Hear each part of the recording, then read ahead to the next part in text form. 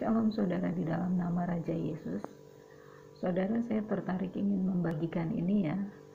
Sebelum saya sampai kepada yang ingin saya sampaikan tentang undang-undang yang dibuat di Amerika Serikat tentang yang mematikan internet itu gitu ya saudara. Karena itu mencurigakan buat saya, bukan mencurigakan gimana gitu ya, maksudnya karena kan mimpi-mimpi orang sesudah rapture itu keadaan gelap gitu ya, jadi jangan-jangan itu undang-undang itu ada kaitannya dengan rapture gitu. Tapi nanti dulu ya, ini saya merasa ini penting. Jadi dia menyampaikan sesuatu, saudari kita ini namanya Dana, dia bertanya tentang ini gitu ya kepada Tuhan gitu ya. Maksudnya yang huruf itu adalah ini ya saudara, kata ini. Jadi dia tanya tuh sebetulnya apa sih Tuhan, apa itu tanda binatang gitu ya. Lalu dia berpuasa untuk hal itu dan dia mendapatkan jawaban dari Tuhan, itu kata Pergamus gitu ya. Dan di Alkitab ada kata ini, ada kata Pergamus itu gitu ya. Kita baca di kitab Wahyu 12 ayat 12 mulai sampai ayat yang ke 16 saudara. Dan tuliskanlah kepada malaikat jemaat di Pergamus, inilah firman dia yang memakai pedang yang tajam dan bermata dua.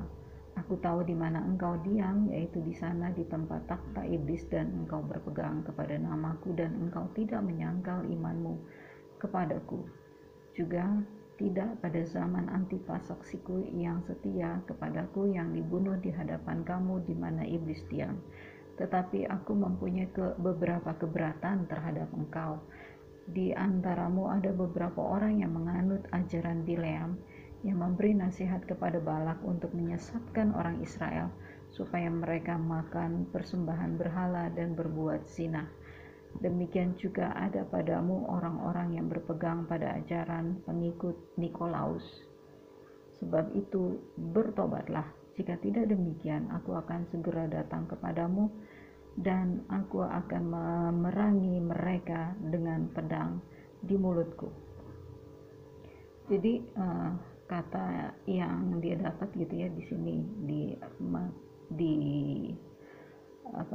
kata kuncinya gitu ya di ayat 16 ini, bertobatlah gitu ya di sini ya, karena dia ada anak Tuhan itu ada di sana gitu. Aku tahu di mana engkau diam, yaitu di tahta, di sana di tahta iblis. Tapi ini malaikat jemaat di Pergamus gitu ya. Emang kenapa dengan Pergamus gitu? Jadi dia bilang itu Pergamus itu dikenal sebagai tempat obat-obatan gitu ya. Di mana raja-raja banyak melakukan studi, mendanai studi dan riset gitu untuk melakukan untuk obat-obatan, kata dia gitu. Lalu saya coba cek di Google ya saudara. Jadi ini kata dalam bahasa Inggrisnya ya. Jadi di abad pertama dan kedua sesudah Masehi ya, Pergamon ini dikenal sebagai sangat terkenal sebagai tempat perawatan, tempat rumah sakit gitu ya, yang didedikasikan kepada dewa Asklepius ya.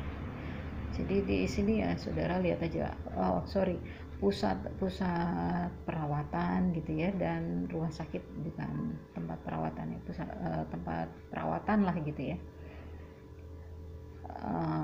It's famous healing center, jadi terkenal sebagai tempatnya itu pusat perawatan saudara, dan terutama terkenal ketika terjadi dua tulah gitu ya, penyakit menular gitu ya, di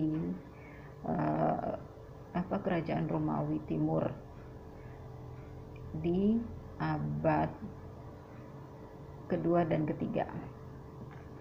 Nah, terus jadi di sini kan berarti ini cocok ya yang tentang ini ya saudara ya, itu diulang-ulang gitu, masih konsisten gitu ya saudara, bahwa tentang itu tadi yang kertasnya itu saya tuliskan itu, bahwa dia itu memang seperti ini ya, masuk sini ya saudara. Jadi ini kan saya kan pernah bikin ya di sini ya, 1 2 3 saya masukin suara saya gitu ya untuk video ini, dan video ini aslinya udah nggak ada lagi ya saudara. Jadi kata ini saudara, kata ini kan aslinya dari kata apa tuh namanya, kalau nggak salah nulis ya, yang artinya salah satu ininya adalah, ini kata aslinya adalah dari kata ini saudara, yang salah satu artinya gitu, salah satu maknanya adalah sihir ya saudara.